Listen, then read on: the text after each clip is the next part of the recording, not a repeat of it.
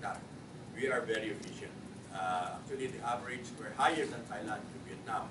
The only problem is we have higher cost of production.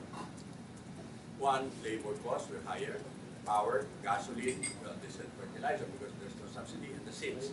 But when it comes to efficiency, we are more efficient than our neighboring countries. No? Now, the big problem, that's why also the industry is not growing, is that the production has been increasing.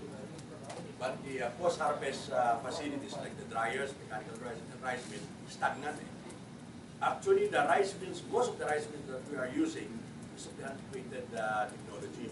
1940s pa to kung prototype. So 1940, and right now, most of the hybrid seeds and hybrid produced palay, they have long grains, quite longer than the traditional varieties before.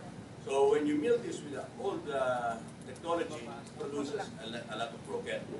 So now this one, the more you produce now with this hybrid, the more losses you have. Yan ang malaking differentiate the rice milling because after you produce, it's not like the vegetable. When you produce, when you harvest, you can sell right away. But palay, you have to undergo this process of drying, milling. And for the information, the average recovery of palay is only 60%. It's very low. What we are importing actually is not the shortage. What we are importing is the wastage in post-harvest. Actually, if we improve our mill, we can even have surplus from the production side of the palay. But since we are using antiquated equipment, so what we import actually is the wastage, not the shortage of production. So sayang yun. The gross profit of a rice mill is 2%.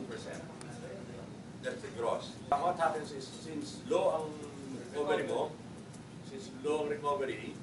tataas mo, you would buy the palay at a lower price and sell the rice at a higher price because your recovery is very poor.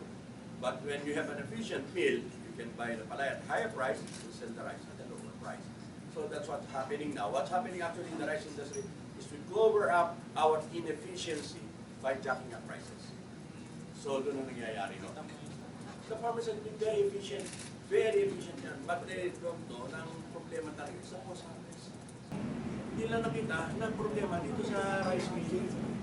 Itong malaking problema actually is the rice milling that's really the problem.